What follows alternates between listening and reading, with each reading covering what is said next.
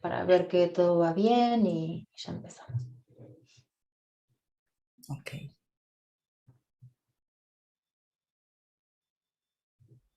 Bien, estamos ya en directo. Y sí, estamos en directo, espero que se esté escuchando bien. Buenas tardes a todas las personas que se van uniendo por aquí y a las que nos escuchen luego. Hoy estamos en la segunda semana de Slow Summit y vamos a estar conversando con Noraya Kalam esta tarde con muchas ganas de esta charla sobre la incubación de sueños en el Antiguo Egipto. Y para quien no conozca a Noraya, voy a presentarla antes de comenzar. Noraya es terapeuta y formadora especializada en liberación del pericardio, creadora de espacios donde encontrar herramientas e inspiración para recordar quiénes somos y abrirnos a la belleza del corazón. Es estudiosa de la gran obra a través de diversas tradiciones y escuelas y ha dedicado su vida a la investigación de nuevas formas ancestrales de comulgar con el gran misterio y recuperar el sentido de lo sagrado. Actualmente está centrada en la creación de una serie de talleres y un libro sobre la transformación de la conciencia inspirados en el pensamiento mágico egipcio y en su propia conexión con lo invisible. Y como les contaba en esta charla, vamos a estar hablando sobre la incubación de sueños en el Antiguo Egipto como forma de volver a conectar con lo luminoso de la existencia y el aspecto sagrado de la misma. Muy buenas tardes, Noraya, te doy la bienvenida. Hola, Maga. Gracias por la introducción. ¿Hay algo más para añadir o ya directamente No, me parece que escuchamos? está muy completa la presentación. Y bueno, voy a empezar saludando a quien esté ahí. Gracias por estar ahí. Quienes estéis ahí y hayáis visto la charla que ha dado Jacobo Siruela, que creo que fue la primera charla de la Slow Summit, vais a seguir muy bien el hilo. Quienes no la hayáis visto, pues espero que también, porque espero explicarlo de forma clara. Y si no la habéis visto, pues la recomiendo, porque sirve para aclarar una serie de conceptos, ¿no? que hoy vamos a manejar. Pero bueno, voy a empezar planteando una pregunta que quizás alguien se ha hecho alguna vez.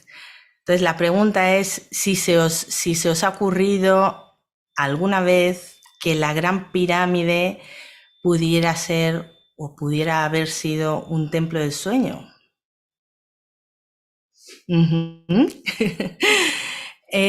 O que el sarcófago de la Gran Pirámide fuera un sofisticado y refinado, una sofisticada y refinada incubadora de sueños. Bueno, pues nada, ya veo que no soy la única que se ha preguntado esto, pero vamos a indagar por qué podría haber sido así.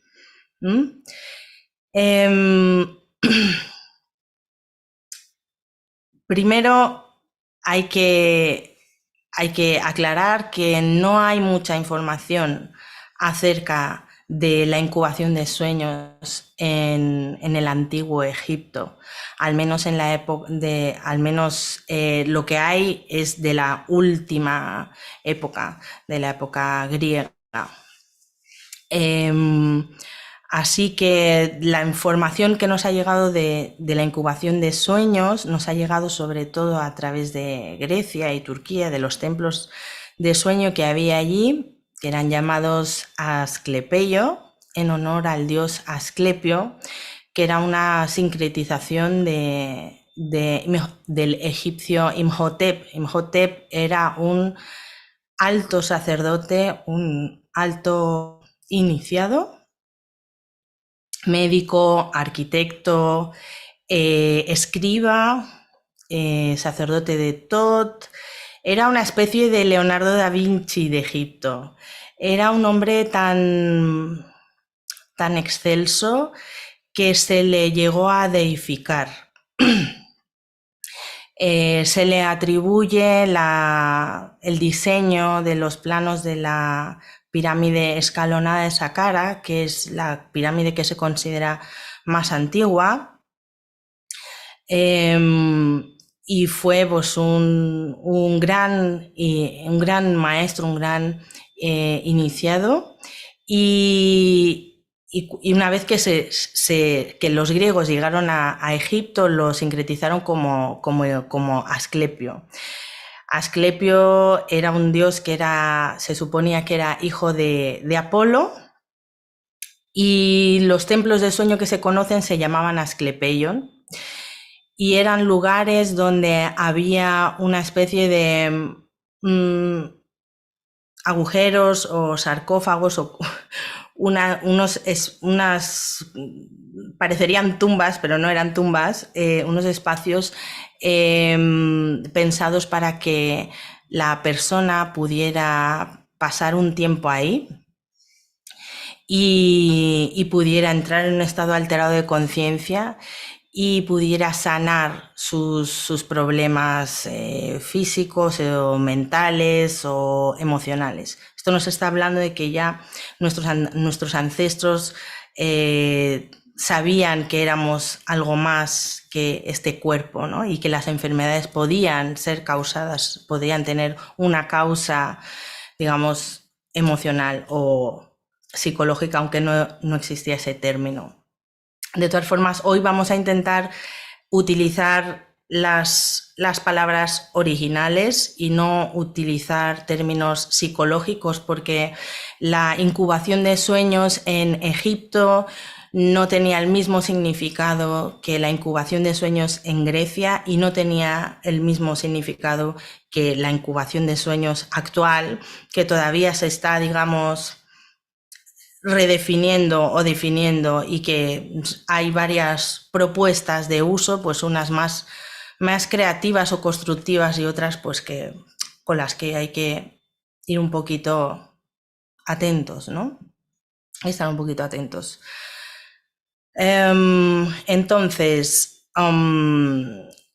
hay muy poquitas datos de la incubación de sueños en Egipto, de los templos del sueño en Egipto, y para comprender un poquito cómo tenía que ser esto en el antiguo Egipto tenemos que irnos todavía más atrás, no a la época griega, que es de donde nos ha llegado pues casi toda la información, sino que nos vamos a ir a las épocas predinásticas, mucho más atrás.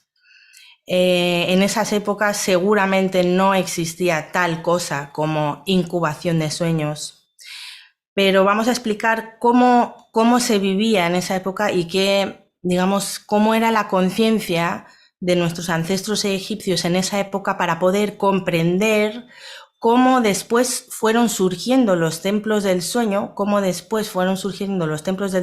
y la práctica de la incubación de sueño, ¿no? O sea, había algo que ahora vamos a explicar qué era, que se perdió, que se fue perdiendo, y después se crearon los templos del sueño para no perder ese algo que vamos a explicar ahora lo que es.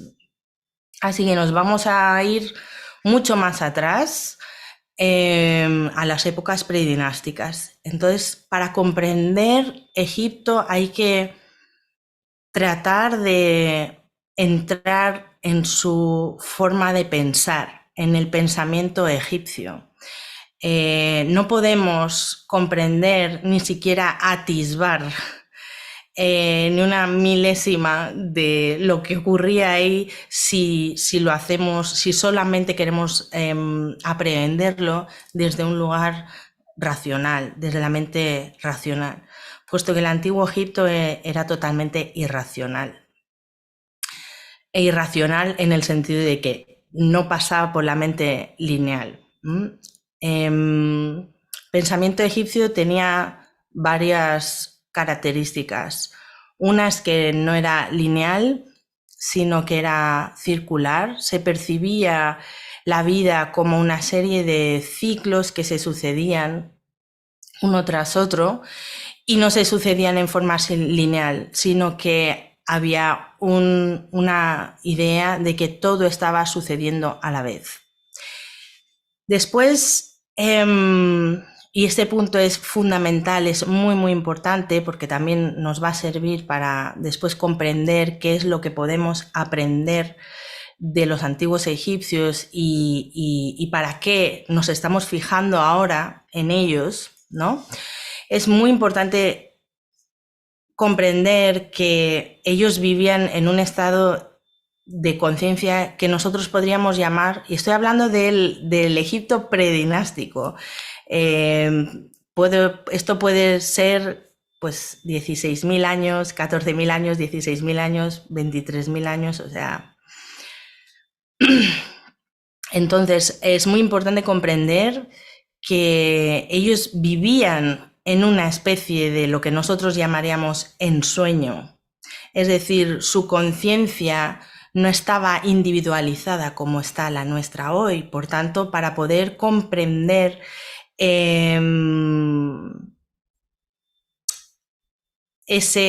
su forma de vida en la que lo secular y lo sagrado estaban totalmente interconectados, la vida diaria giraba en torno a la visión de lo sagrado, giraba en torno a los templos y era en los templos donde se cocía todo,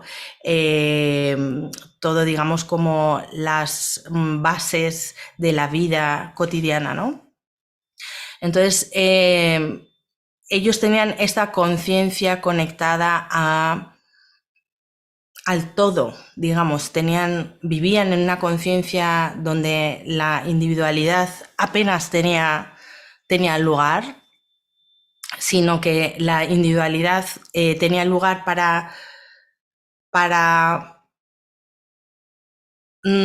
manifestar en este plano las realidades o la realidad espiritual que se consideraba una realidad causal. Es decir, ellos no veían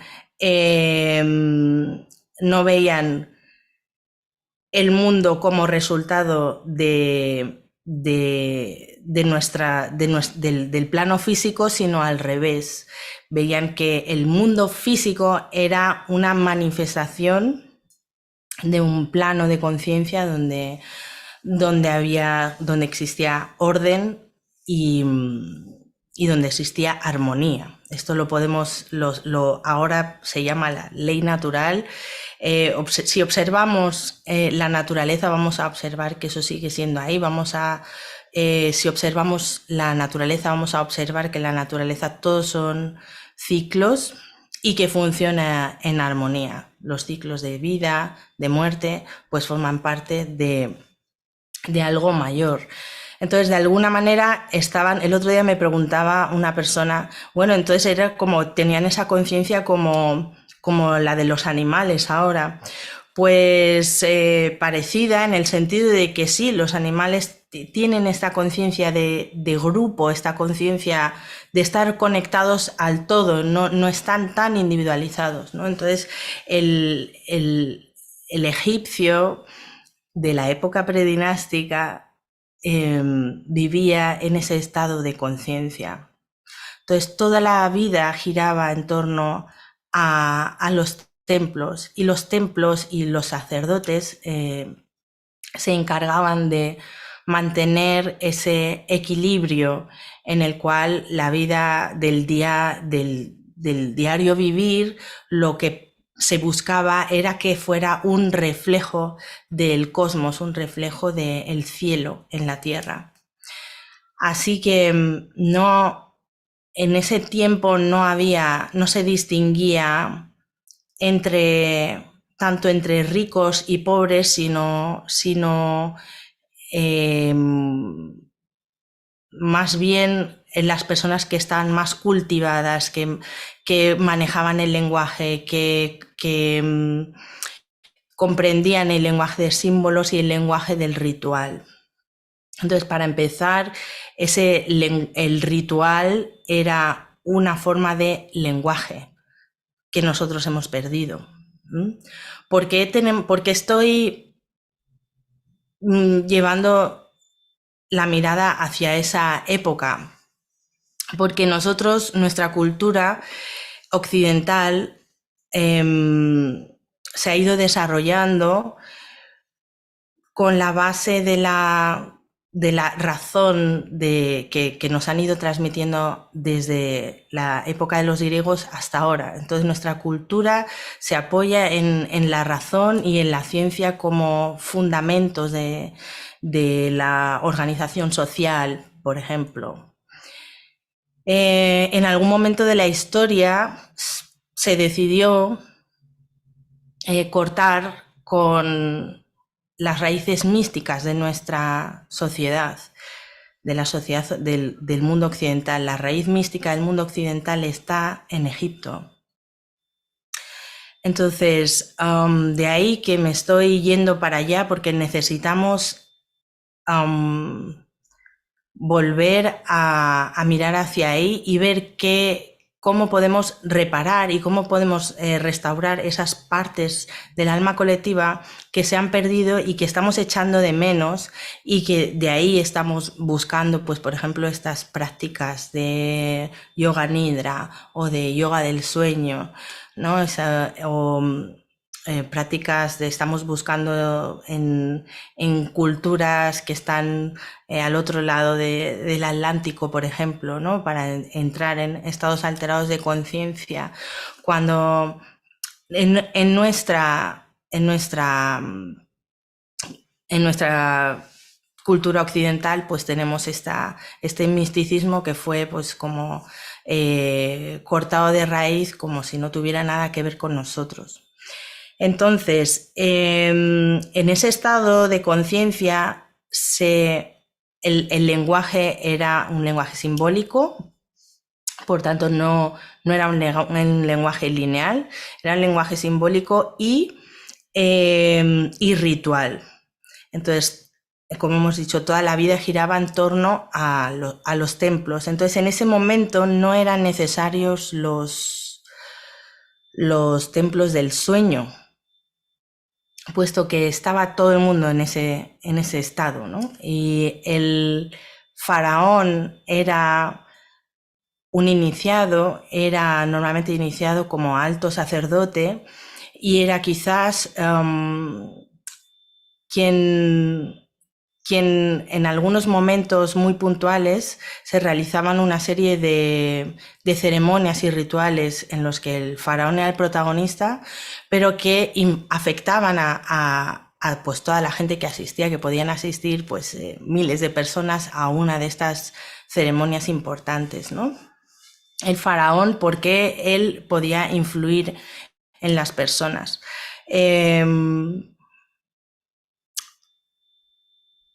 El faraón era el encargado de mantener la conexión con el mundo ancestral, con los ancestros. Ellos creían que los primeros egipcios habían sido los dioses, y el faraón era quien estaba conectado con todos estos ancestros, y de alguna forma se creaba un campo de energía que podía llenar todo el país, ¿no? Y que podía influir y afectar a las personas, sobre todo cuando se hacían este tipo de ceremonias o este tipo de rituales.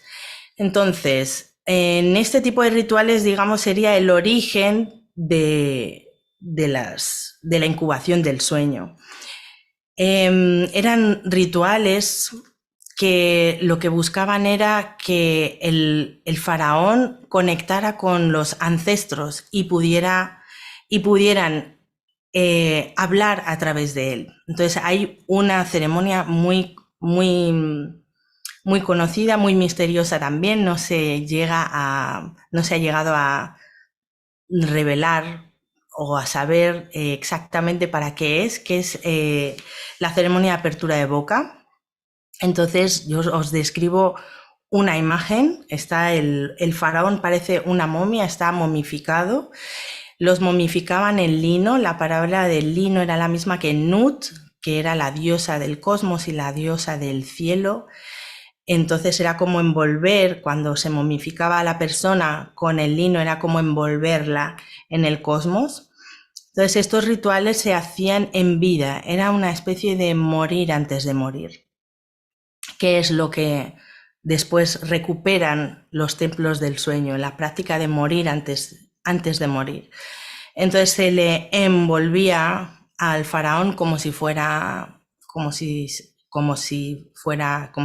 muerto, como se momificaba a los muertos. Básicamente se le inmovilizaba y probablemente se le dieran unas plantas para alterar su conciencia. Y después, con un instrumento de metal, se le hacía un gesto para abrir la boca. Y en esta apertura era un rito que se hacía para que él se abriera al plano espiritual, al plano de lo que ahora llamamos inconsciente. El plano que nosotros llamamos ahora inconsciente para los egipcios tenía un significado muy, muy amplio, ¿no? Estaba poblado de fuerzas vivas, de principios cósmicos que daban origen a todo lo manifestado. Estos principios cósmicos es lo que nosotros conocemos como dioses egipcios, ellos lo llamaban Neteru, ¿no? Los dioses los llamaban Neteru. Y estos principios cósmicos eran representados pues muchas veces con cabezas de animales, de ahí que estamos hablando de esa conciencia, ¿no? Que ellos comprendían que los animales estaban conectados con esa conciencia, que es la unidad que se manifiesta de muchas formas diferentes. Entonces, estos dioses, estos Neter,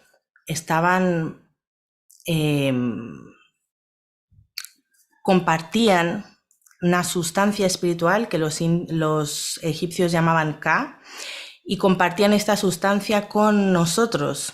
Podríamos decir que esta sustancia espiritual es como la energía vital o el éter, pero si le cambiamos el nombre estamos dejando de percibir ciertos matices que tiene el Ka. El Ka es impersonal y está en todos los seres vivos, pero también se puede animar un objeto inanimado se le puede imprimir un Ka. Y esto se siente mucho cuando vas a Egipto, cuando ves los altares, cuando vas a los templos, cuando ves las figuras de los Neter, de los dioses, cómo están vivos, ¿no? Pues si ahora se nota miles de años después, imaginaos en aquel momento cuando todos los días se infundía Ka a través de este lenguaje que era el ritual. Entonces este Ka es compartido por nosotros y por los dioses. Y el faraón era, digamos, el mayor contenedor o vasija, o la mayor vasija de Ka que había en Egipto. Así que podía de esa manera influir y afectar a las personas, ¿no? Entonces, esto no son rituales de incubación de sueños, pero sí son los espacios que dan lugar a la incubación de sueños más adelante. ¿Y por qué se produce esto? Y antes de seguir, dejadme que consulte una cosita.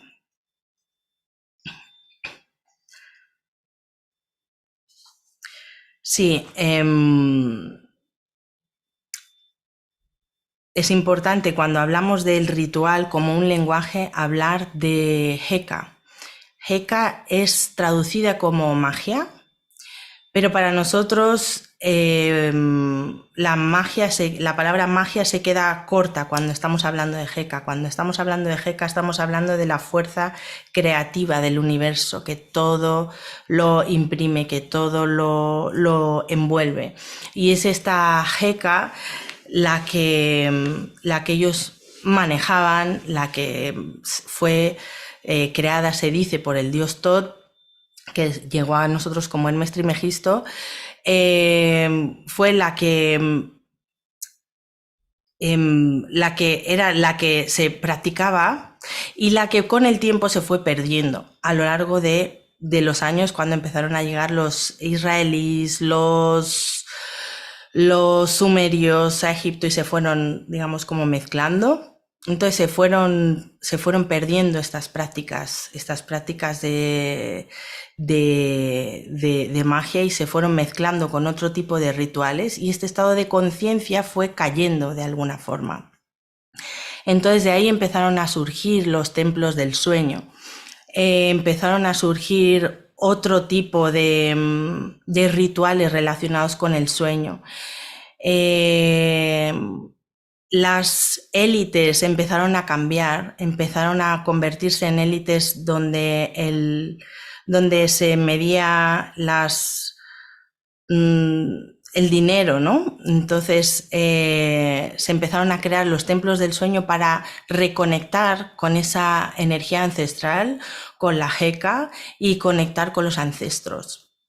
Entonces de ahí empiezan a surgir los templos del sueño tal y como los conocemos ahora. A ver. Entonces, la incubación de sueños tiene que ver con los rituales de desmembramiento. Es más como una práctica chamánica en la que buscaban morir antes de morir.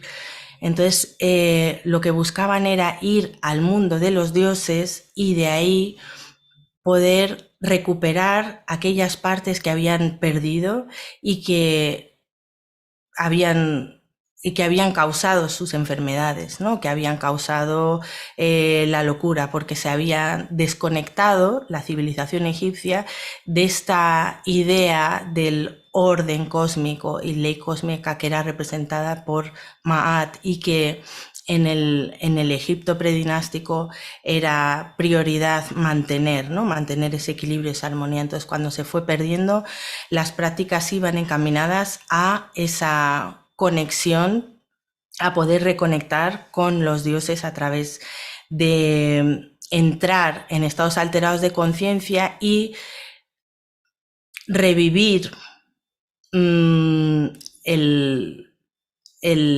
estado de morir, ¿no?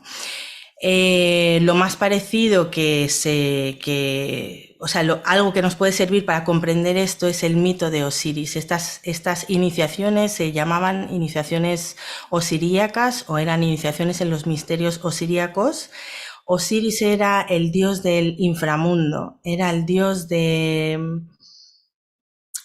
la muerte también, pero el inframundo no como un lugar oscuro, sino que como un lugar pues que podríamos hablar de él como el mundo interior.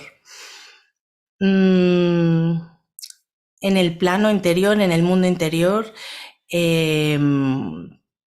lo que buscaba la persona era entrar en comunión con Osiris y recuperar su conexión. A ver, espérate.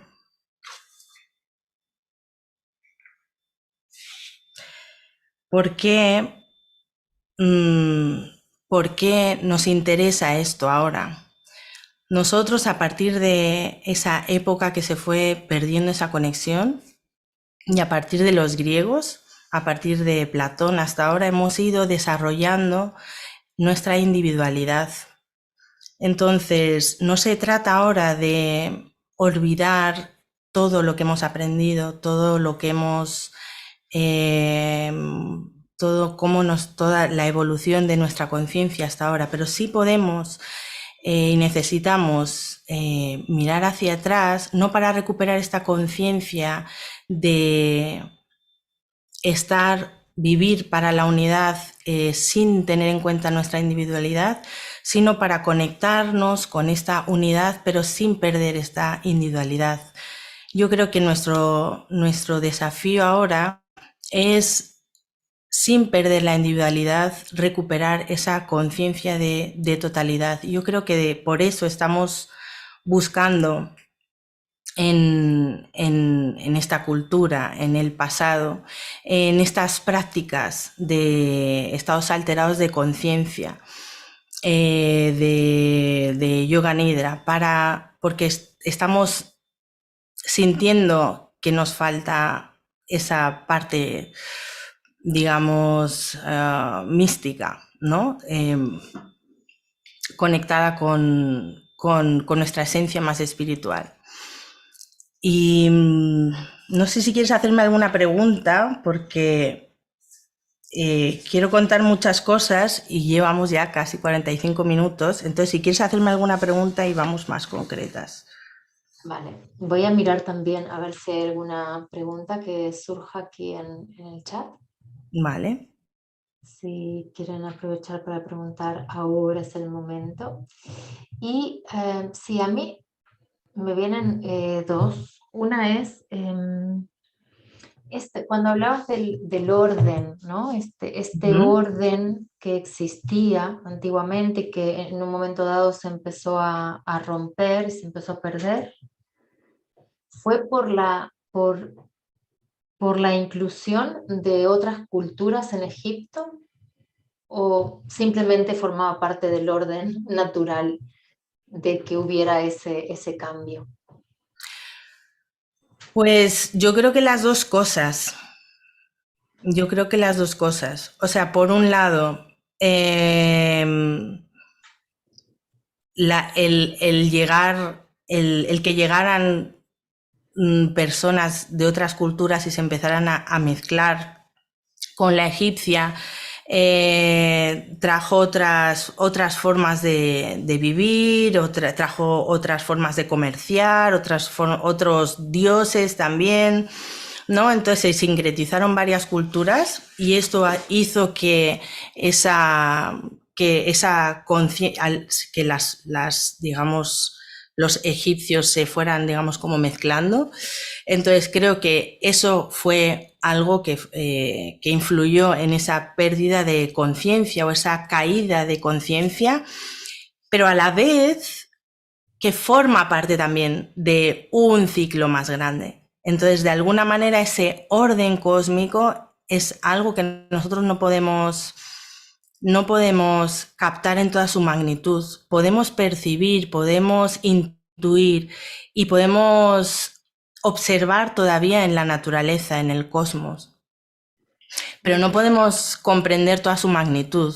Por ejemplo, en la época actual nosotros vemos mucho caos, pero quizás este caos forma parte de un orden superior, ¿no? Entonces, este orden superior que ellos llamaban Ma'at es el que incluye esa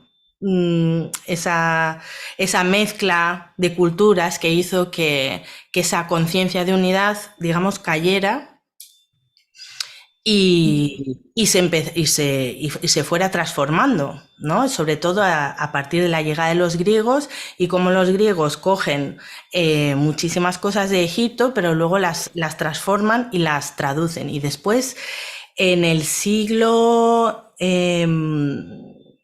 creo que en el siglo X o en el siglo XI pasó una cosa que fue muy importante, que fue que se empezó a llamar el lenguaje, se empezó a usar para... hay dos formas de nombrar las cosas. Una es nombrar algo como por ejemplo esto y nombrarlo como, bueno, pues esto es un Ankh, es una cruz egipcia, esto representa tal y cual, esta fuerza se usa para esto, para lo otro y te conecta con no sé qué. Y la otra forma de lenguaje que es nominal es, bueno, esto es un trozo de cristal tallado. Entonces en el siglo X o en el siglo XI hubo como una especie de concilio en el cual se planteó qué lenguaje íbamos a usar a partir de entonces. Vamos a seguir usando este lenguaje que imprime al objeto un significado metafísico, o vamos a usar un lenguaje básicamente nominal para nombrar las cosas y ya está. Y se decidió, ¿tú qué crees? Que ganó el lenguaje nominal. Entonces ahí ya fue la caída, pero finalmente hemos conseguido, o sea, no es como, wow, es que los antiguos egipcios vivían mucho mejor que nosotros porque estaban conectados al todo y estaban conectados a los dioses y eran conscientes de que ellos formaban parte de esa divinidad, ¿no? Y de que eso despertaba en ellos un estado de estar conectado con la naturaleza, con el reino de lo divino en todo. Entonces nosotros no miramos hacia Egipto como, wow, ellos vivían mejor que nosotros, porque mira nosotros cómo estamos, con guerras, bueno, con confusión, con caos, con depresión cada día más, con suicidios, no sé, que estamos súper desconectados. No miramos a Egipto como que era un tiempo mejor que el que hay ahora. No podemos rechazar todo lo que hemos conseguido. La individualización, la individuación es algo que nos ha hecho evolucionar, aunque muchas veces parezca que no. Nos ha hecho evolucionar, solamente que nos falta una parte del puzzle, nos falta la raíz, la parte de raíz mística de nuestra cultura. O sea, tenemos la parte racional, la parte científica, pero nos faltan nuestras raíces místicas. Entonces, en ese sentido, de ahí que estamos pues viendo hacia otras culturas y hacia otros continentes, ¿no? Pero para mí está todo dentro de ese orden, de esa Ma'at, y a la vez, o sea, como que se dieron las dos cosas a la vez, ¿no? Y ahora está dentro de un orden en el que nosotros no rechacemos lo que hemos conseguido, no nos olvidemos de nuestra individualidad, pero que aprendamos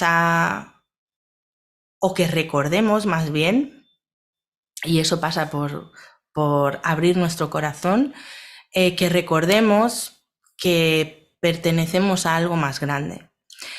Estos días se ha hablado mucho de que entra Saturno en Piscis y va a estar 2 años y medio, y son 2 años y medio en los que vamos a recordar mucho esto, la importancia de mantener nuestra individualidad sin perder esa conexión con el todo, o recuperándola más bien, porque nos hemos desconectado de eso, y eso es lo que hace que sintamos cierta añoranza a lo que había antes, pero es que no vamos a volver ahí.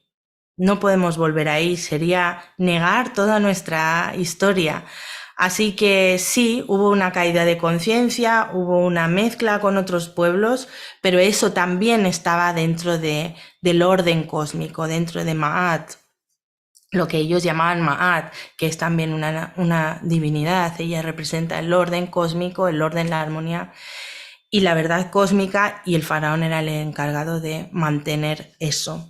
Entonces lo importante aquí es que los templos del sueño y la incubación de sueños surgió en la época más tardía de Egipto, con la intención de no perder ese hilo, de no perder esa conexión.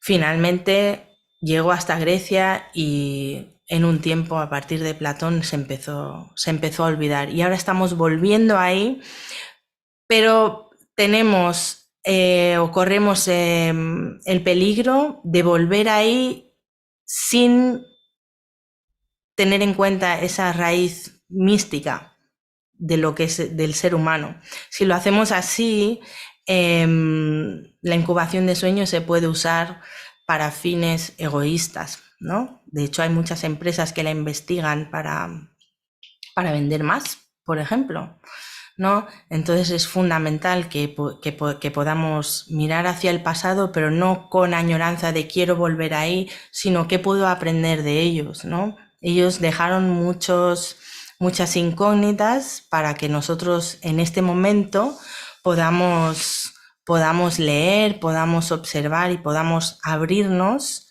a esa conciencia no lineal. Entonces, es la Gran Pirámide un gran templo del sueño. pues no lo sabemos, pero sí que era un lugar de iniciación, osiríaca. No me da el tiempo aquí, no me da el tiempo para hablar del mito de Osiris. Es quienes hayáis estado en Egipto y habéis visto que está por todos lados, ¿no? Es quizás el mito más importante que ha llegado a nuestros días, ha dado lugar y ha dado origen a otros mitos y, y las iniciaciones osiríacas y comprender el mito de Osiris nos puede ayudar a rescatar esas partes del puzzle que nos faltan, esa conexión con la potencialidad, con la semilla de potencialidad que hay en nuestro interior, que nos abre a un mundo de realmente de posibilidades infinitas. Los egipcios ya sabían que el pensamiento crea la realidad, ya sabían que el tiempo no existe. Hay otra charla en esta cumbre súper interesante sobre eso. Y quizás la Gran Pirámide fuera un templo de sueño para conectarse con los dioses, ¿no? Lo que sí sabemos es que era un lugar de iniciación en los misterios osiríacos, es decir, era un lugar donde uno iba a morir antes de morir, ¿no? Si habéis entrado en la pirámide, habréis experimentado pues cada quien algo diferente, pero lo que experimentamos cuando entramos allí es como lo que se experimenta cuando se toman plantas, por ejemplo, plantas maestras, ¿no? Cuando se altera la conciencia cuando entras en la pirámide y vas sintiendo cosas diferentes en cada parte. Y si tienes la posibilidad de entrar en el sarcófago como mucha gente ha podido hacer, o pues por ejemplo, bueno, un caso famoso, ¿sabéis? Que fue Napoleón, que salió de ahí súper transformado, ¿no? Entonces, ahí podríamos decir que sí, que es el sarcófago de la Gran Pirámide es una incubadora de sueños, es un lugar para conectarse con lo divino, es un lugar para viajar al otro mundo y para morir antes de morir y recuperar las partes perdidas de nuestra alma, porque cuando viajamos allí, cuando hacemos incubación de sueños, en ese sentido como un rito de iniciación, lo que hacemos es tomar conciencia de en qué punto estamos, de cómo estamos conectados con la divinidad, de qué partes son las que nos faltan, de qué partes hemos perdido y qué partes también de nuestra sombra, y hablo de sombra en término junguiano porque para los egipcios tenía un matiz un poco diferente, también qué parte de nuestra sombra necesitamos recuperar, necesitamos transformar. El sarcófago de la Gran Pirámide está construido de un material que es un material volcánico que se relacionaba con el pájaro Bennu, que es que nosotros conocemos como el ave fénix.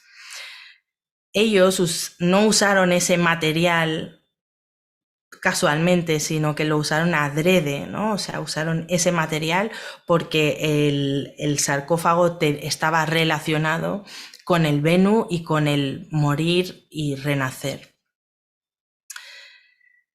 No sé si tienes alguna pregunta o...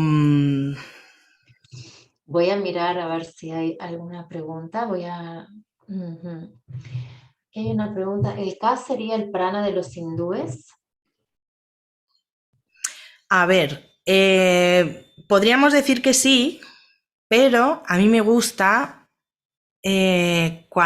si hablamos de tantra, hablamos de prana, y si hablamos de los egipcios, hablamos de Ka. ¿Por qué? Pues porque hay matices y la palabra en su idioma original tiene impresa una información específica. Entonces, podríamos decir sí y no, ¿vale? El K es la fuerza vital, es impersonal. Nosotros podemos ir acumulando K. Podemos decir que es prana, podemos decir que es el chi, ¿no? Que se puede generar, podemos imprimirla a un objeto inanimado, le podemos imprimir K, y lo único que se va en un objeto inanimado se va a ir desvaneciendo. Hay que hacerlo constantemente si queremos que se mantenga así. Entonces podemos decir que sí, pero personalmente prefiero usar los nombres y recomendaría usar el nombre original de la tradición con la que estemos hablando, porque eso nos va a conectar con esa tradición, ¿no? y el lenguaje que se usa, pues eso, tiene una información un poquito más específica, tiene distintos matices.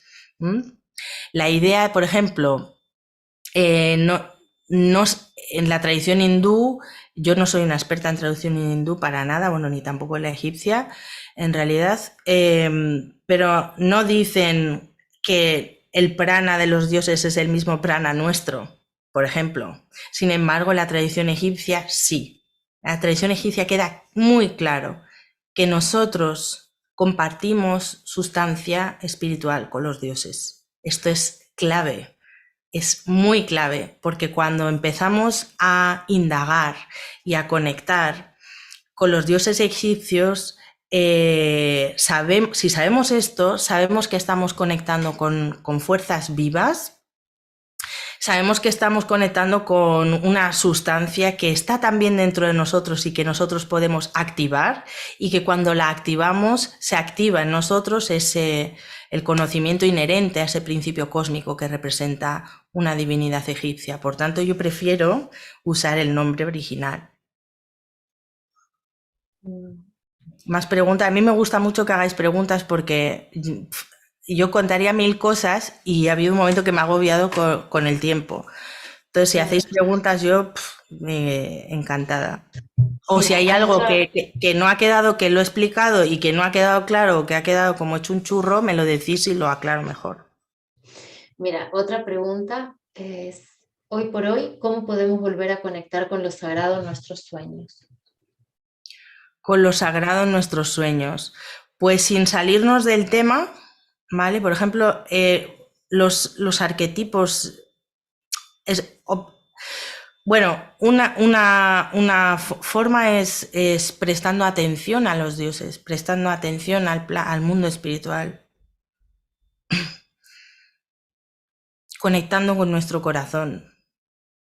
Para los egipcios el corazón era muy importante, era la sede de la conciencia, era la sede del alma.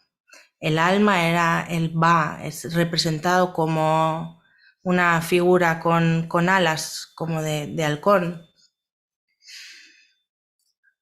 Para ellos, el Egipto antiguo era una sociedad cardiocentrista, giraba en torno al corazón, porque el corazón había que cuidarlo, había que mantenerlo ligero, porque era, por un lado, la sede de la conciencia, y era como la conciencia, se decía que el Ba tenía su hogar en los planos más elevados del espíritu. Y esta conciencia, este Ba, estaba en el corazón. Entonces había que cuidarlo. Así que una forma de conectar con lo sagrado en los sueños puede ser, al acostarnos, conectar con nuestro corazón y ir hacia la parte de atrás del corazón.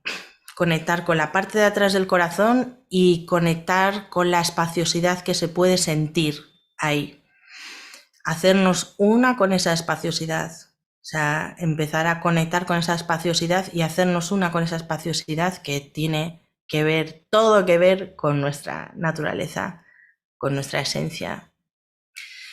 Y los sueños pues eran pues yo creo más elevados, ¿no? O sea, de alguna forma meditar antes de ir a dormir y conectar con lo sagrado, pues sin salirnos del tema de Egipto, pues os animo a conocer un poquito más a los dioses egipcios, porque no son dioses de piedra, son energías vivas que cobran vida cuando nosotros empezamos a interactuar con ellas. Y además, como decía, compartimos una sustancia espiritual. Es que eso es muy importante. Es que solamente meditar en ello ya, wow, nos abre espacios en nuestro mundo interior. Entonces, sin salirnos del tema, pues yo creo que los dioses egipcios están ahí fuera del tiempo, más allá del tiempo, esperando a que les abramos la puerta, que los invitemos a entrar en nuestra conciencia para que podamos manifestar otra vez ese orden, ¿no? Y esa armonía cósmicas. Y va conectado con el corazón, claro que sí. Mm, ¿Más preguntas o sobre el corazón o sobre los Neteru? no, no hay más preguntas. Sí, y yo de alguna manera la pregunta que tenía también ya la has ido respondiendo, que era también sí, como qué elementos nos pueden servir para volver a conectar con lo mío no era tanto como la pregunta directa a lo sagrado en los sueños, sino a ese plano que a mí me resultó muy, podría decir, conmovedor cuando aterricé en Egipto. Tuve durante toda mi estadía esa sensación de estar en un plano de conciencia muy similar al del sueño, pero en vigilia, ¿no? Y ahora cuando te escuchaba, me hizo mucho sentido y también a la vez era como, si ahora, como decías, con las piedras, ¿no? Con los dioses en piedras, si ahora se puede sentir de esta manera, ¿cómo sería en su momento, ¿no? Como Esta sería en su momento. sensación, ¿no? Entonces, ¿de qué manera sientes tú que podemos despertar ese estar, para mí es estar en vigilia y a la vez también estar inmersos en esa interconexión de todo, ¿no? Pues te lo digo, pues volviendo a recuperando el lenguaje simbólico. Cuanto más nos familiaricemos con el lenguaje de símbolos, más vamos a salir de la mente lineal. A más en contacto estamos con el lenguaje simbólico, más en contacto estamos con lo luminoso de la existencia, más en contacto estamos con el plano espiritual y este se va despertando partes de nuestra conciencia. Esto no tiene por qué ser, que puede ser puntualmente una experiencia extática, pero no tiene por qué ser una experiencia estática. Puede ser una experiencia estática y justo después sentirnos súper mal, porque se ha iluminado una parte de nuestra conciencia y eso lo que nos va a hacer ver estancias de nuestro hogar, de nuestra conciencia, que no estaban iluminadas antes. Pero el lenguaje simbólico lo transforma todo, todo. Es que si nosotros aprendiéramos de alguna manera, volviéramos a incluir el lenguaje simbólico en nuestra forma de comunicarnos, cambiaría todo. O sea, todo. Entonces podemos empezar por ahí, a familiarizarnos con el lenguaje simbólico.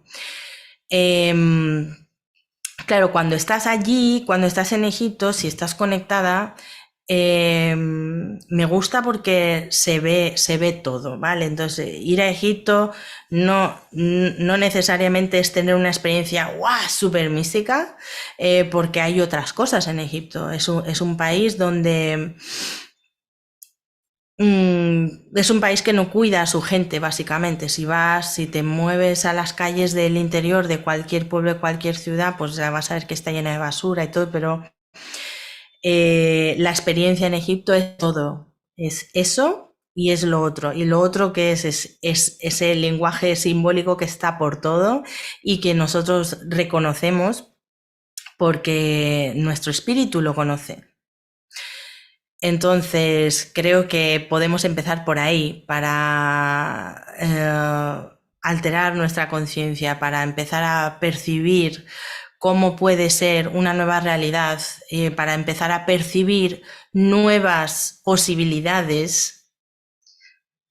Entremos en el lenguaje simbólico. Y no como se ha hecho a lo largo de estos últimos siglos. Es que ahora ya no es algo que está cerrado, al revés, es algo que se está abriendo cada vez más y se está abriendo por algo, porque estamos buscando eso y lo estamos necesitando. Recomiendo en relación a esto una peli que se llama La Llegada y habla claramente de esto, de cómo el lenguaje simbólico nos hace entrar en un estado de conciencia donde el tiempo y el espacio cambian totalmente. Hay una pregunta más. Yo creo que con esta podemos cerrar, si te parece, y con cualquier otra cosa que tú quieras traer. La pregunta es, La profecía, que no se me olvide. La cruz copta nos ayudaría mucho, ya que representa el tiempo no lineal, ¿verdad? No lo sé. ¿Por qué representa el tiempo no lineal la cruz copta? No sé si está aquí y nos escucha No, y no también está puedo en ver directo. la relación del tiempo lineal con una cruz, del tiempo no lineal con una cruz.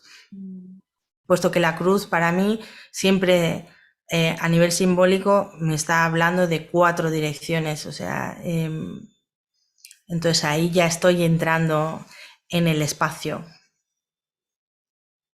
del cuaternario, o sea, ya en el espacio de la materia. Así que no, yo no puedo ver, lo siento, pero si me lo queréis explicar, pero yo no puedo ver la relación entre el tiempo no lineal con la cruz copta. Pero de los coptos hay una cosa interesante. La palabra copta para decir naturaleza es Netzer. Los coptos, para quien no lo sepa, son los egipcios originales, ¿no? Los descendientes se supone que son los descendientes de los egipcios originales. Entonces, la palabra copta para naturaleza es Netzer. Recordemos que la palabra para hablar de los dioses es Neteru. El egipcio no tenía vocales, entonces decimos Neteru, pero podría ser Net. Entonces, dioses, naturaleza, para mí está conectado, ¿no? Ese orden, esa belleza, esa armonía que vemos en la naturaleza, yo creo que es también, aparte del lenguaje de símbolos, eso a donde hay que mirar también, ¿no? Volvernos a conectar con la naturaleza, observar los ciclos y entrar en esos ciclos, porque son nuestros ciclos también.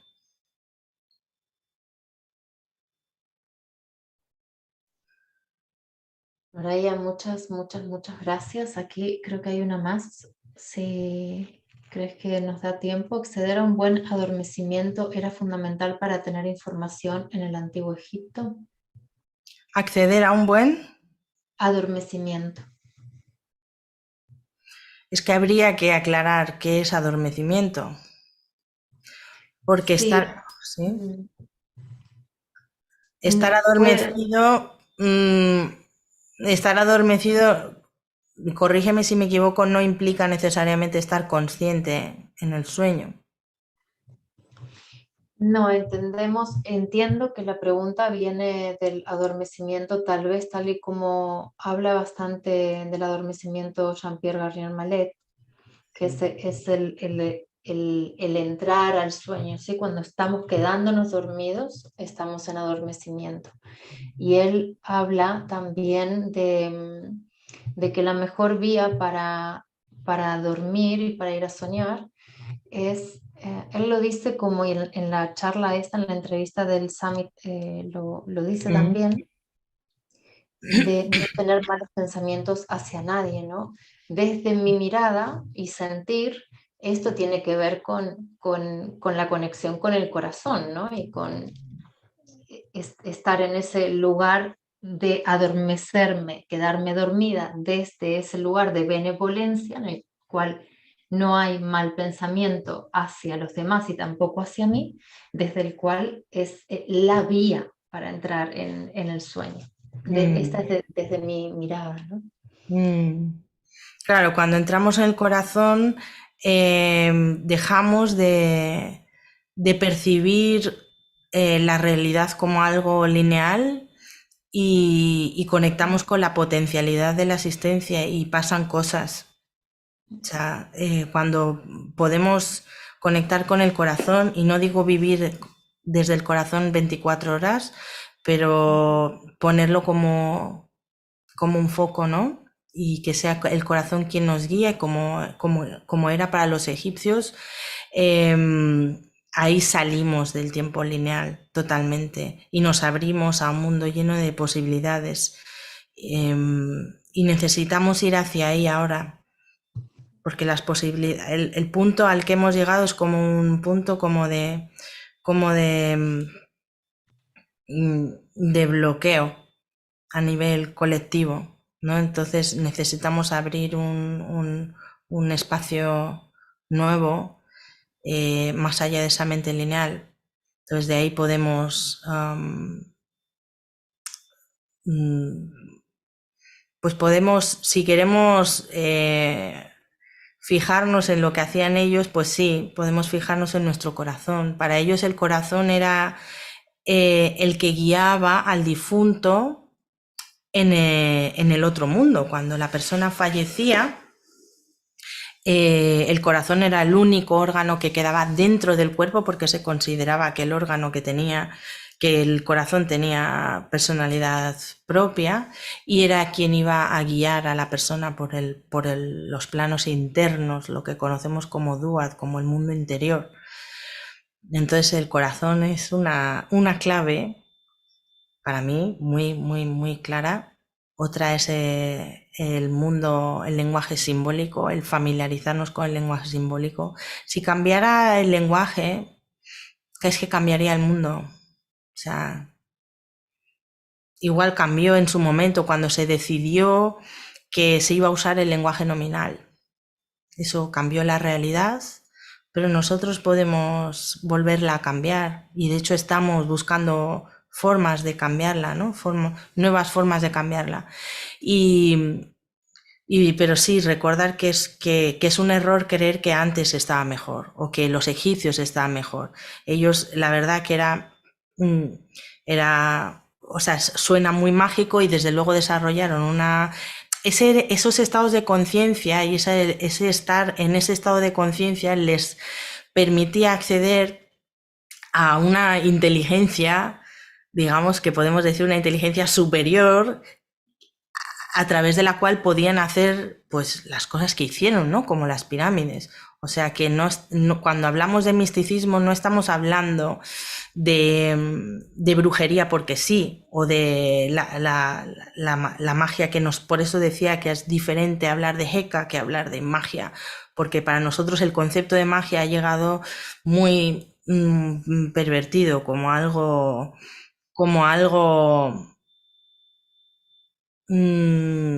simple, y no lo es. O sea, va con toda una ciencia. Los antiguos egipcios no distinguían, o sea, no separaban, perdón, sí distinguían, pero no separaban la magia de las matemáticas, la astronomía y la astrología, por ejemplo, y la historia. Iba todo junto.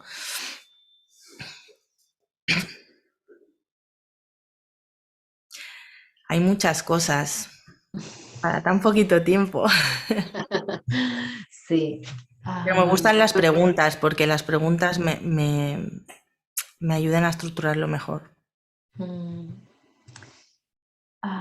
Bueno, también pregunta, sigue, ¿no? Como en el hilo de la última pregunta que te decía, si enseñaron técnicas para dormir correctamente, ¿qué lectura nos puedes sugerir de este fascinante tema? Noraya, querías hablar de la profecía, dice alguien. Mm, mm. Bueno, sobre la incubación de sueños, recomiendo sí o sí, pues muchas ya lo conoceréis, pero bueno, lo recomiendo siempre que puedo desde hace muchos años porque me cambió la forma de percibir la cultura en la que he nacido y crecido. En los oscuros lugares del saber se llama el libro, es de Peter Kingsley, está editado por Atalanta. Y yo creo que es el libro más riguroso sobre la incubación de sueños. Y sobre Egipto, pues los libros de Rosemary Clark, Jeremy Nadler,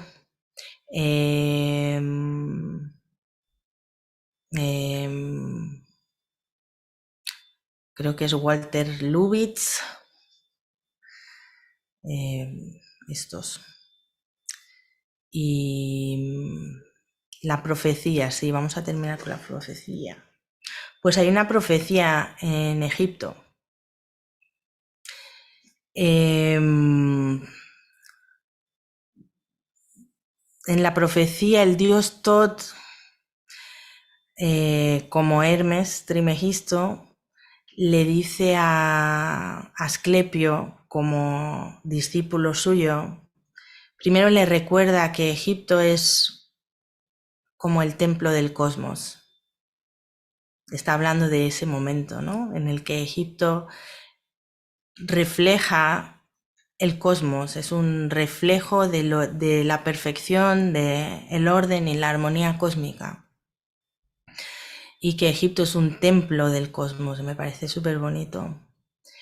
En la profecía le dice: Asclepio, tú sabes que van a venir extranjeros y la gente va a olvidar las ceremonias, va a olvidarse de los dioses, van a dejar de hacer vida en el templo y se van a olvidar de todo esto.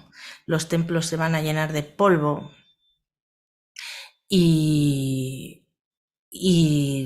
como que los extranjeros dominarán esto. Entonces sabéis que en las profecías se usa pues un lenguaje simbólico, ¿no?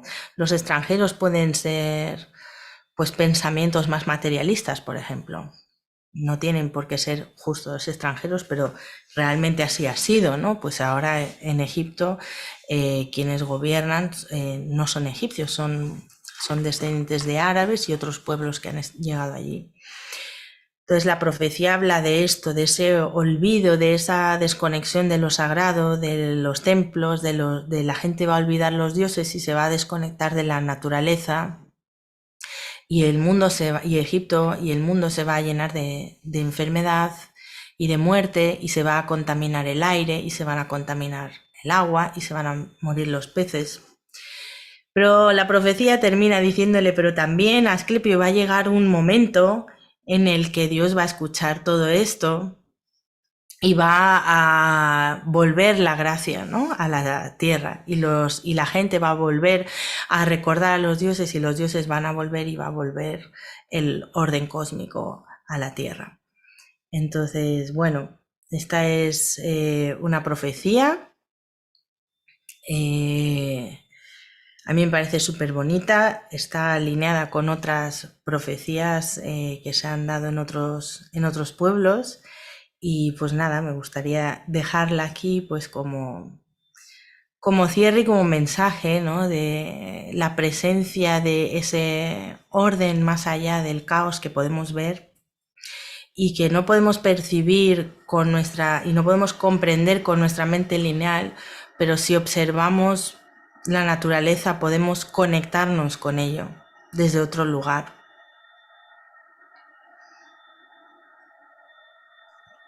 Gracias, Noraya. Me parece una manera preciosa de cerrar esta charla.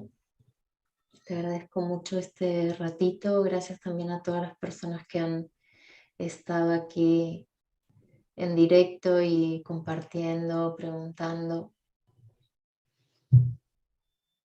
No sé si quieres terminar con algo más, decir algo más. No. Todo dicho. Todo dicho. Ha habido un momento que no sabía si me iba a dar tiempo y se me ha mezclado todo, pero espero que haya sido clara y bueno, si no ha habido preguntas con respecto a lo que he dicho al principio, pues debe haber quedado bastante claro. De mi parte, sí, quedó claro y sí, entiendo que también, si no, creo que hubieran preguntado. Muchas gracias, Noraya. Un abrazo muy grande Muchas gracias. y seguimos en contacto. Vale, Maga, muchas gracias. Chao.